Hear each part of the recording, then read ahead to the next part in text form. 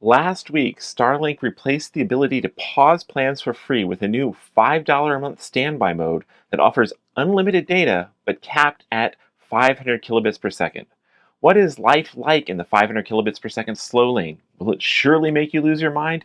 We've been testing it out and we're going to share our experiences living on Starlink Standby Mode and the best tricks to optimize for it. Stay tuned.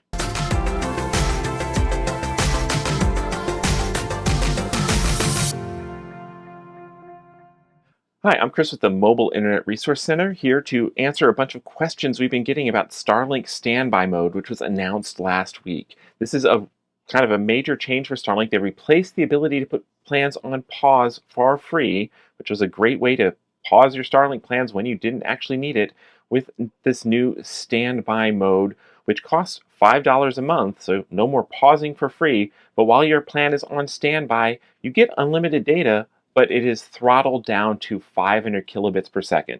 This isn't quite old dial-up speeds, but it is close. It is a pretty painfully slow speed.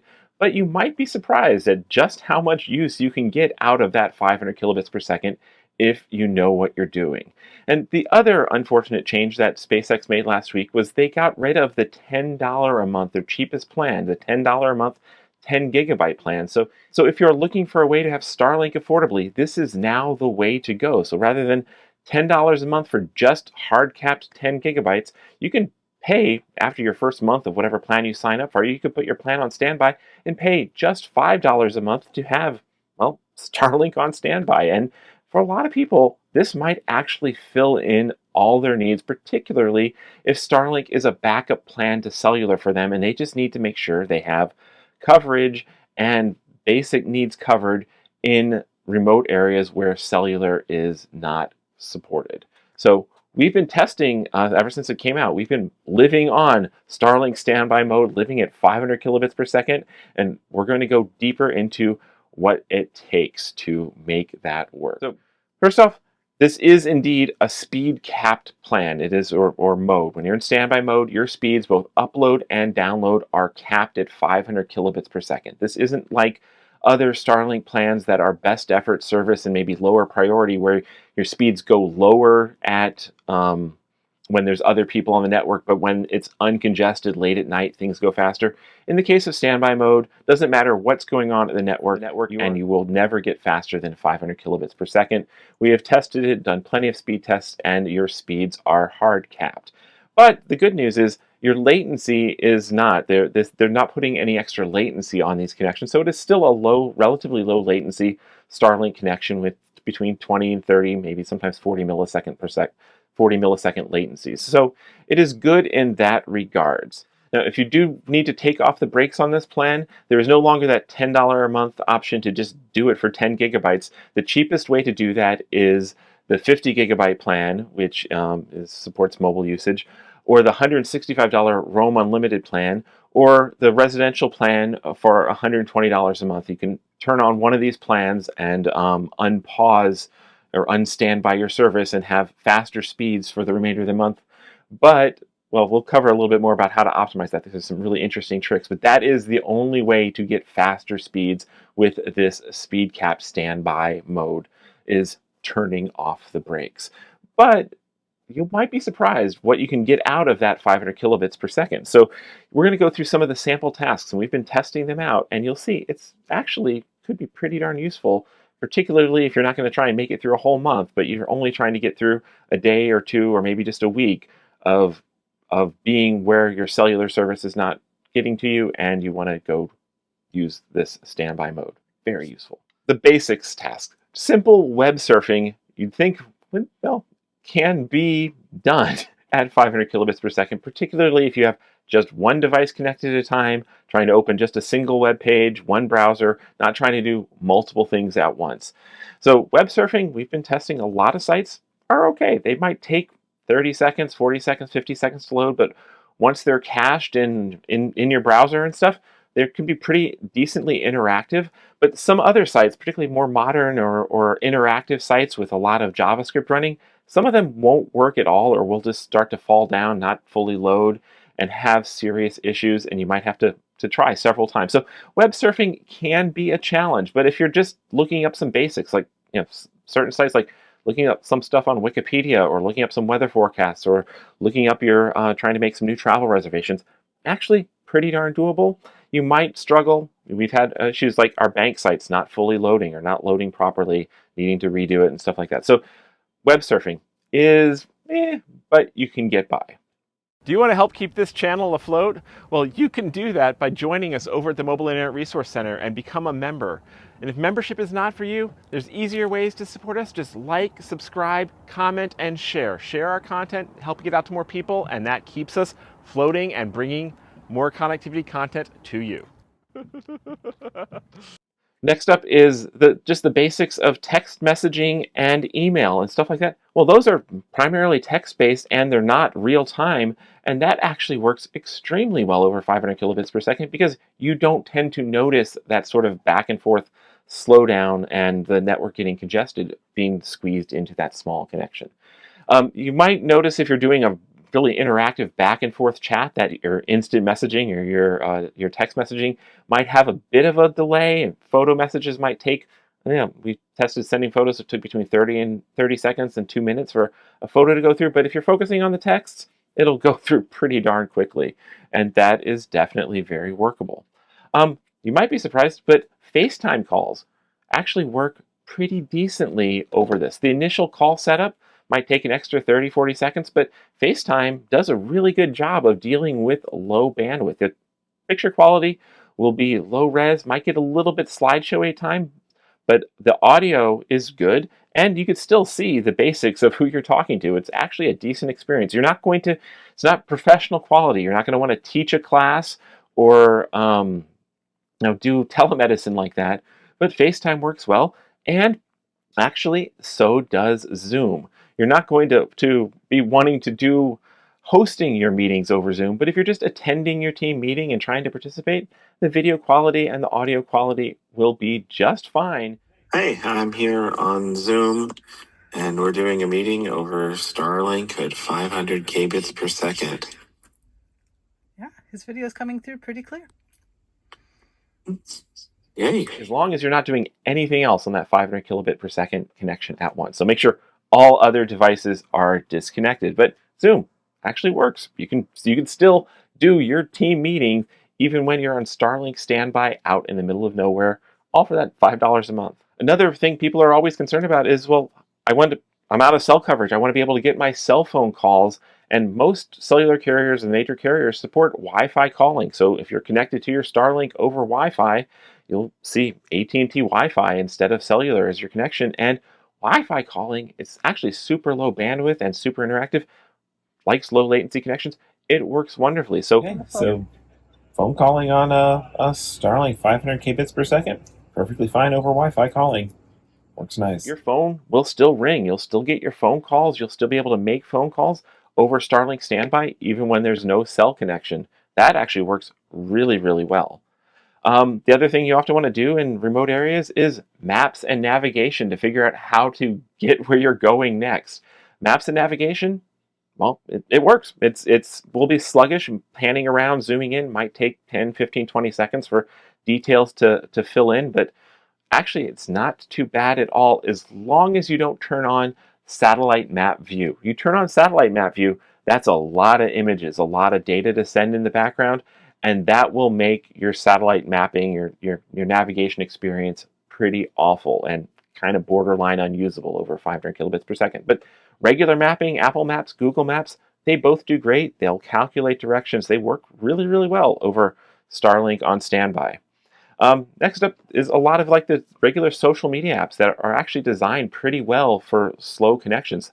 The Facebook app is really good as long as you don't try to watch reels. Anything that is video centric will completely fall down, stall, and not work as well at all. But if you just want to browse your feed, post on your feed, catch up with things, the apps work much better than the website versions. A lot of the apps actually work really well because they're designed for more limited connections sometimes. So try that.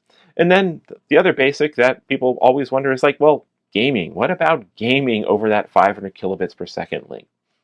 Now, gaming is always a challenge over certain types of connection, but gaming mostly cares about low latency, and Starlink Standby still gives you that low latency connection. And most gaming protocols are designed to use very little data, so they actually will work fine at 500 kilobits per second if you don't have anything else trying to use that connection. And if you're trying to stream onto Twitch or stream your gaming, don't do it. That will completely saturate the connection and grind it to a halt.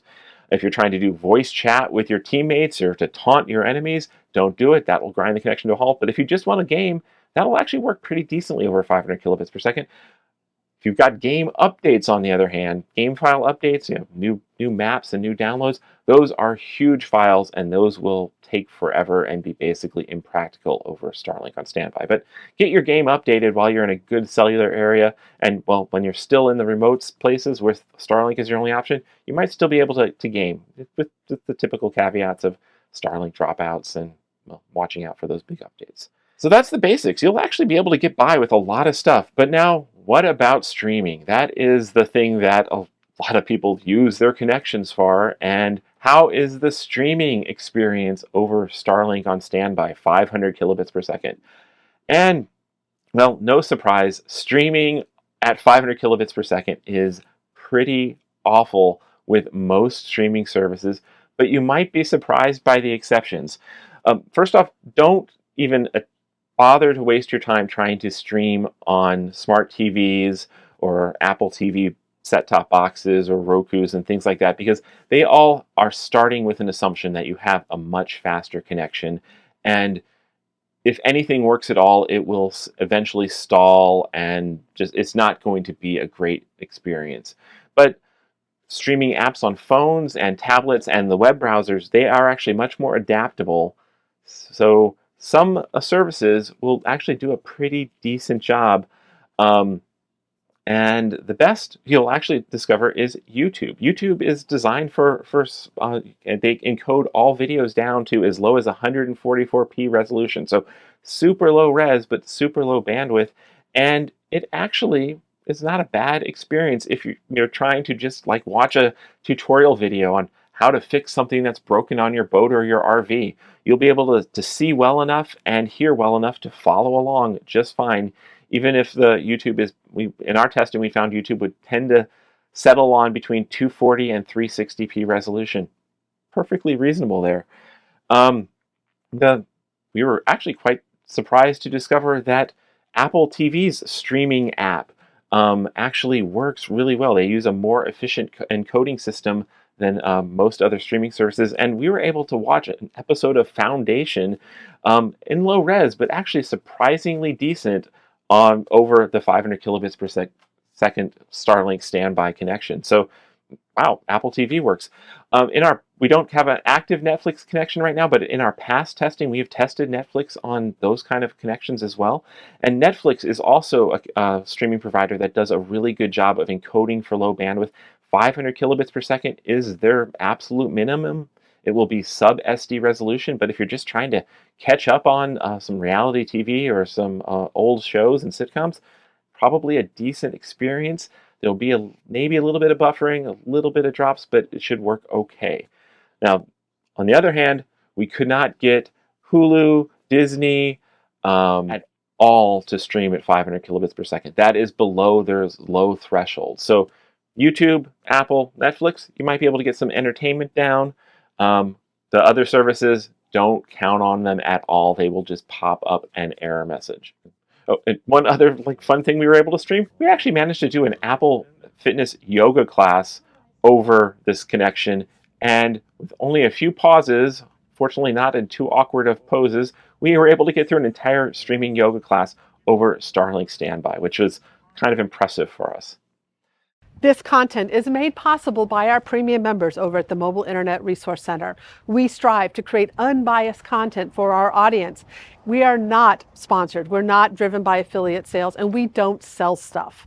We are here to provide unbiased content, and for that we are funded by our members, and our members get a lot of additional perks for their support. So please, if mobile internet is an important part of your lifestyle, consider supporting us.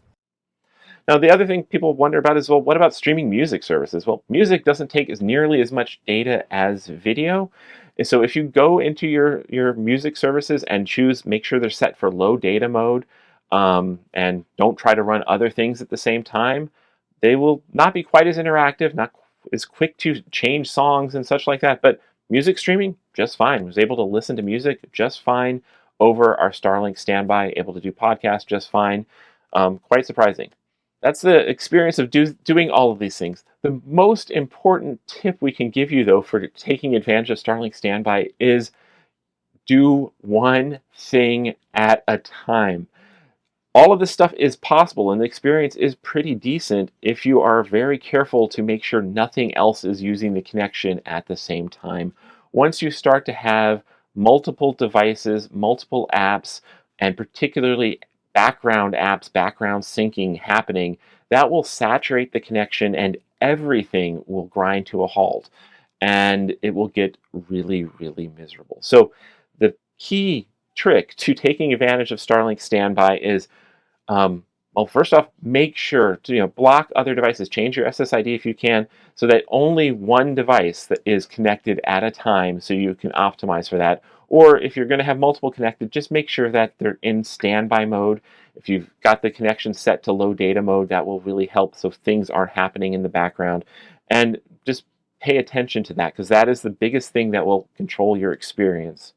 Now, for those of you who have Peplink routers or more advanced routers where you're trying to combine Starlink with cellular or use Starlink as failover or bonded with cellular, you can actually still do set up some really awesome automations and ways to manage things by having the Starlink only take over when the cellular starts to fall out, or just acting as the backup for cellular. So things like your phone calls and your maps will always still work.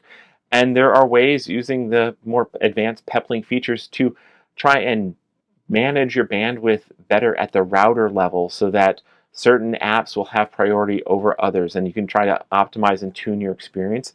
Now that Starlink Standby Mode is a thing, we're going to be doing more and more guidance for our members over at the Mobile Internet Resource Center, how to optimize their routers to take advantage of that. So if you are trying to figure out how to live on Starlink for $5 a month and you want to really optimize that, well, come over and join us over at the Mobile Internet Resource Center. You'll probably save enough by dialing back your Starlink bill and usage to pay for a membership in absolutely no time. So again, if you're doing more advanced stuff or you want to try and optimize this, come join us. There's some really great tips to learn. One other tip that we will share, though, just in general, because it's getting out there, is one great way to take advantage of the Starlink Standby is paying attention to where you are in your billing month. And if you do want to have a little bit of extra high-speed data, when you turn off standby, Starlink will immediately charge you for the remainder of your month of whatever plan you're turning off to go to. So if you have the $50 a month, 50 gigabyte plan, and you have 1 week left in your billing month when you turn off standby, they will only charge you $12, and you will get that full 50 gigabyte to use for a week. And then, well, if you immediately turn back to standby, they will only charge you $5 when your next month comes around. So you're paying SpaceX only $12 to get 50 gigabytes of data, use it for a week, and you are good to go. Now, if you've got your big Zoom meeting or class that you're teaching and it's the first week of your billing month, well, you're out of sync and you're not going to be able to take advantage of that playing games with the prorating and activation times. But if you're on top of things and figure out where your usage is, you can actually get a lot of Starlink data, fast data, really cheap, and unlimited slow data for just $5 a month. So that is a kind of a really cool trick that is percolating around of how to take advantage of Starlink and Starlink's standby mode. In some ways, this is almost too good of a deal to be true, and well, SpaceX knows that. They've actually put in their small print that they do not intend for Starlink standby mode to be used perpetually.